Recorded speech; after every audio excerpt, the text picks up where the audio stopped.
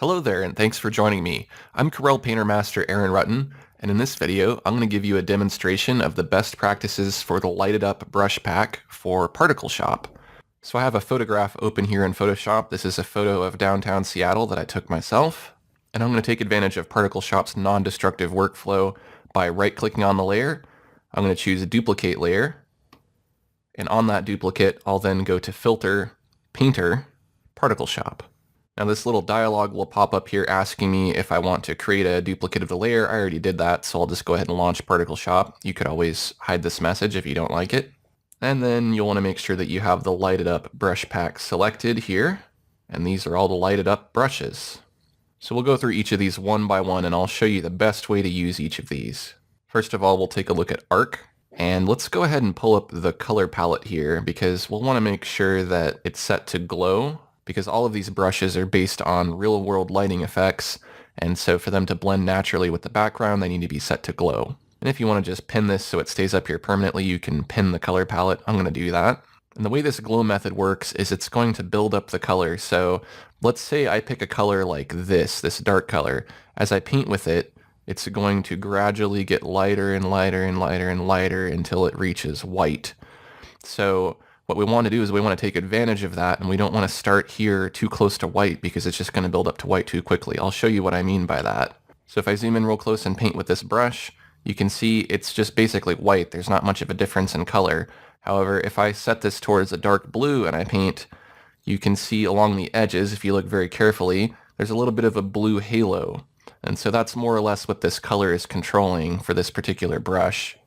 So if you want there to be a nice colored halo, you'll want to select either a bright blue edge or a dark blue edge, or whichever color you like.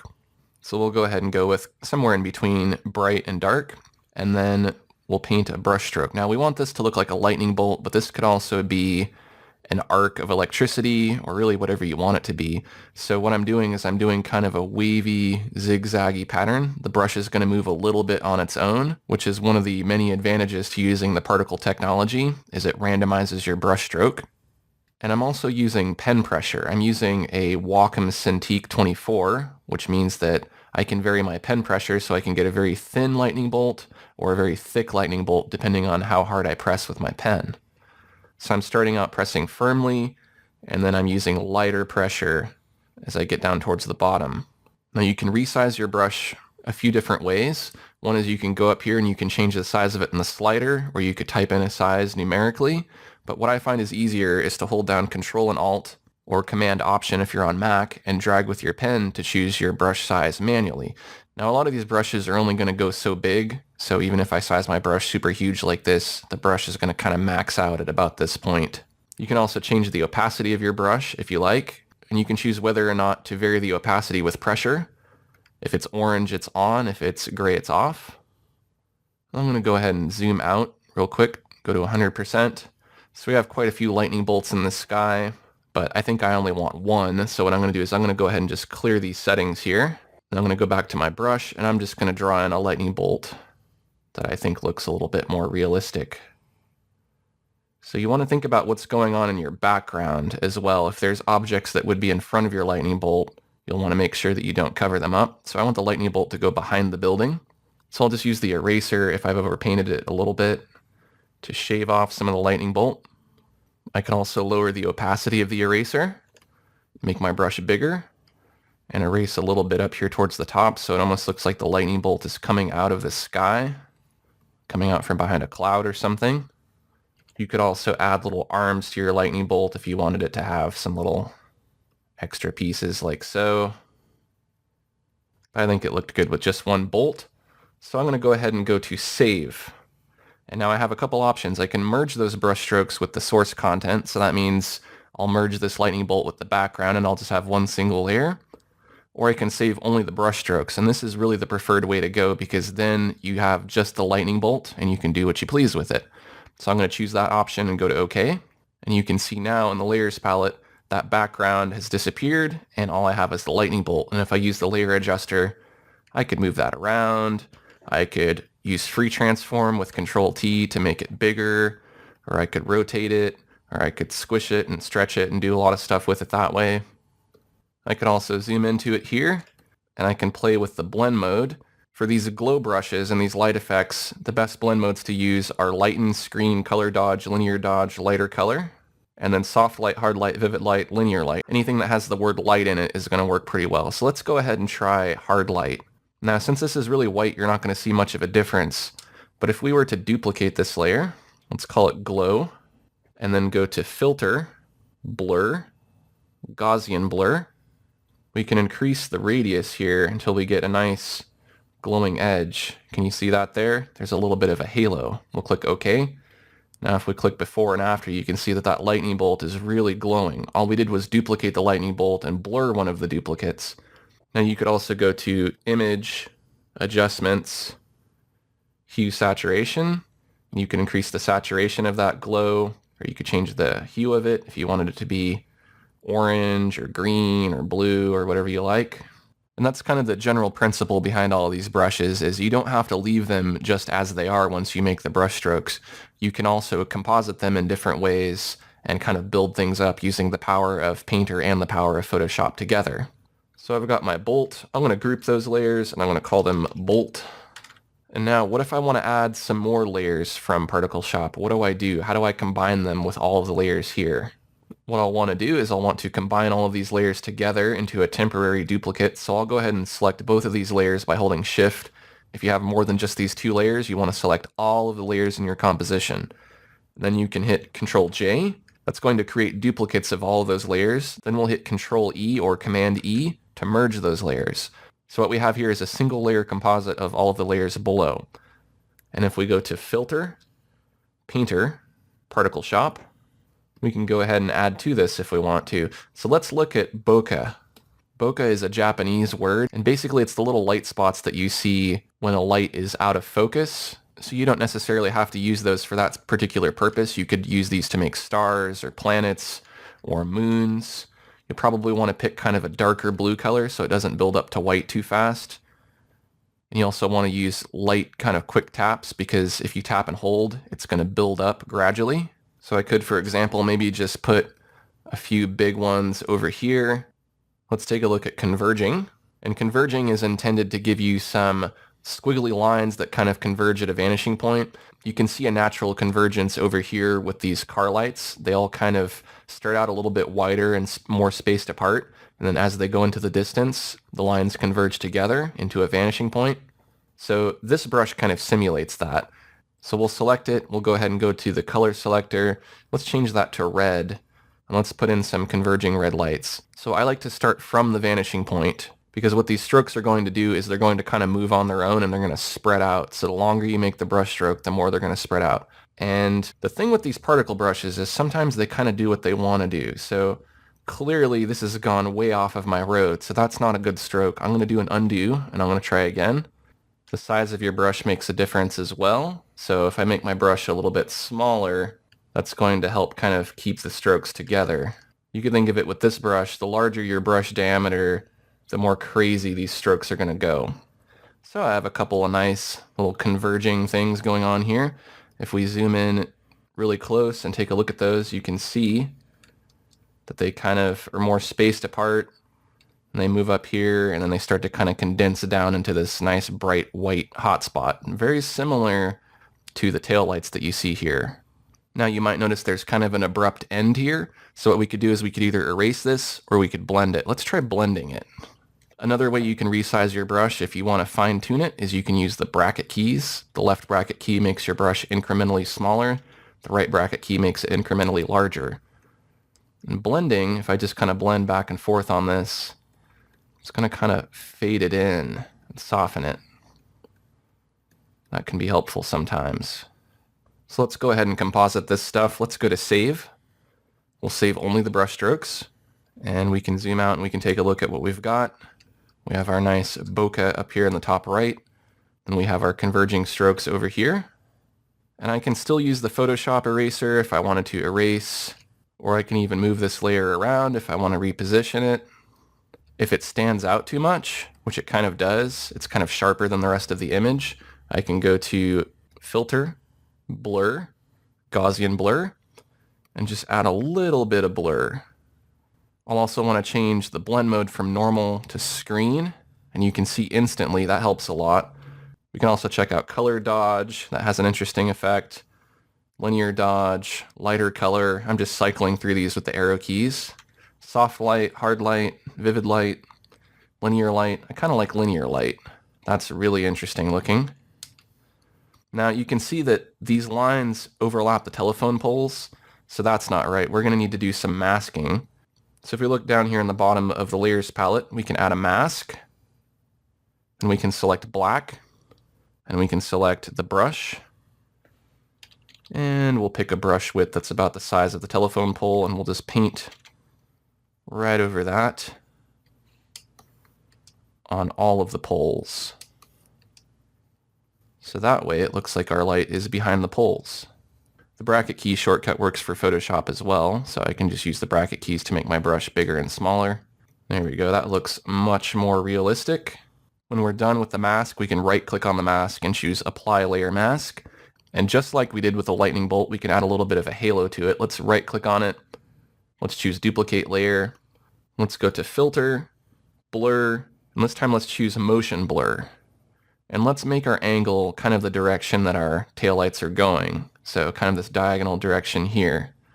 You can play with the distance if you like. I think something like that looks good. Now it's kind of pulling those streaks and giving them a little bit of motion. Let's go ahead and group those converging layers with Control G. And let's take a look at some more of the lighted up brushes. So we'll want to hold Shift, select all of our layers, and hit Control J to jump or duplicate those layers. And then we will hit Control or Command E to merge those layers. We could just call this merged for the sake of naming things. And then we can use that merged layer to go to Filter, Painter, Particle Shop. Now I'm going to kind of pick up the pace a little bit and go through some of these a little more quickly. I'm going to go to Diffused. We'll take a look at that. This gives you kind of an interesting moon effect. Maybe the moon has some clouds in front of it or something, and so the light's a little diffused. You could also use this for street lights. If I wanted to add some street lights or enhance the street lights that are already there. The bigger you make the brush, the larger the halo you're going to get. You can see those little particles are going nuts. Let's take a look at Electro. Electro is kind of like a hybrid between this lightning bolt brush and the Converging. There's little strokes that can kind of follow each other or separate depending on how you move the brush. So the more erratically I move the brush, the more these little streaks kind of spread apart from each other. So if we look at that up close, you can really see what it's doing. The larger you make your brush, the more spread out these little lines are going to get.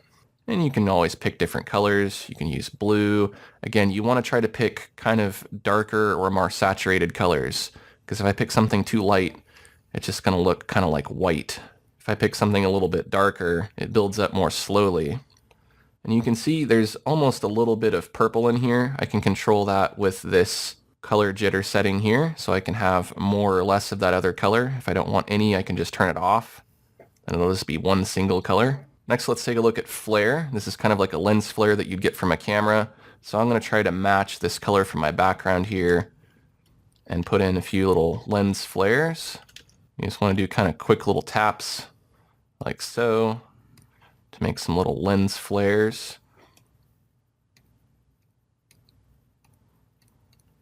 If we zoom in really close here, you can see that there's also a grain setting, so we can turn the grain up and we can pick from a number of different textures. For example, we could pick this one here, and you can see the grain is kind of like the paper texture that you get. So you can turn that up or down to get more or less of it, and you can change the grain to anything that you like.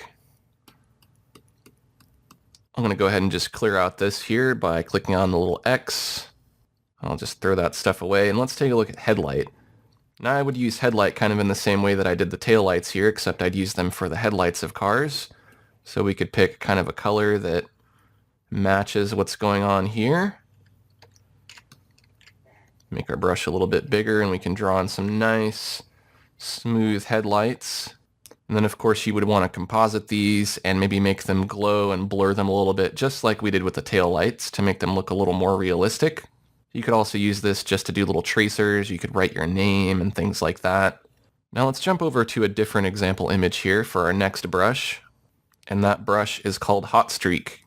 Let's pick kind of a fiery hot color here, and we can get some really cool Back to the Future fire tire track effects here. So put in something like that. So basically you just draw lines like so. You could also use this to make the ground look cracked, like maybe there's something coming up from below, some kind of magic or energy or something. But really the trick with this particular brush is to go ahead and composite it as its own layer. And then you want to go to Edit, Transform, Perspective. And you want to move this top corner here to make it converge, then move the center dot to kind of reposition it. Then you can extend the bottom as well. And you can shift the bottom side as well to kind of line things up. I'm going to click the checkbox to commit. I'm going to go to Edit, Free Transform. I'm just going to squish it down a little bit so it fits better on my road here.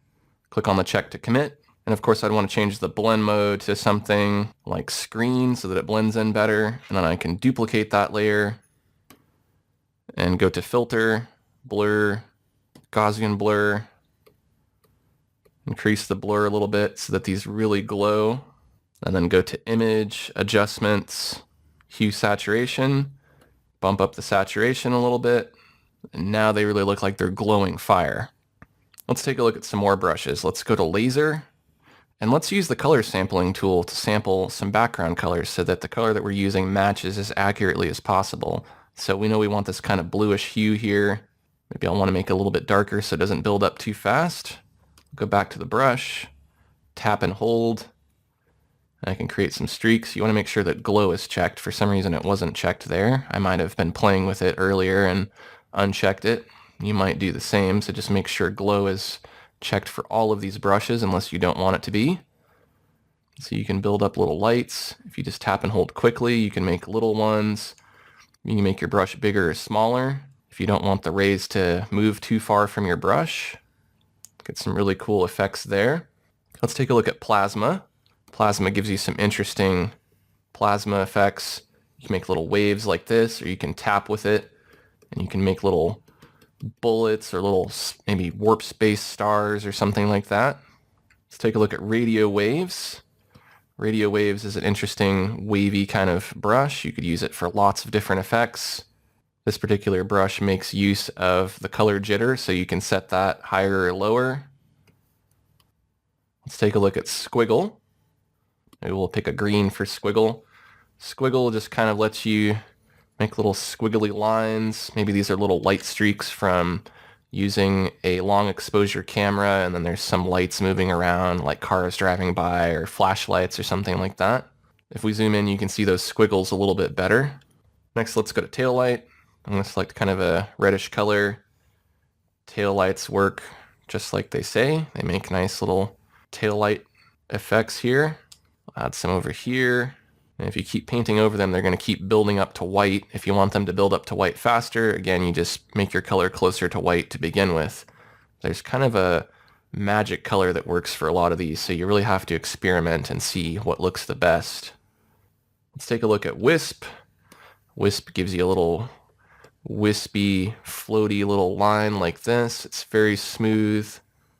Now, you don't have to have a tablet. You can also draw with your mouse, but it is a bit harder to make nice, fluid, smooth shapes. You can see I'm using my mouse now, and it's very choppy compared to when I use my tablet like I'm doing now. So it may be worth investing in the tablet if you're going to be using these brushes a lot. And Wacom makes really good tablets. And last but not least, let's take a look at Wormhole. Wormhole is one of my favorites. You just tap and hold and it makes a wormhole. And of course you could paint with it if you wanted to, but it's really intended just to kind of be like a random shape. Sometimes it's very orderly and other times it just goes crazy. So you get some really cool different results. If you pick a darker color, it's going to build up a little more slowly. If you pick a lighter color, it builds up to white more quickly. And if you want a quick sampling of what can be done with these brushes, I'll just show you a quick before and after. So this is before, and this is after. You can see I added all kinds of nice effects to this. It looks pretty cool. And you might remember this example. Here's the same thing with a little more added.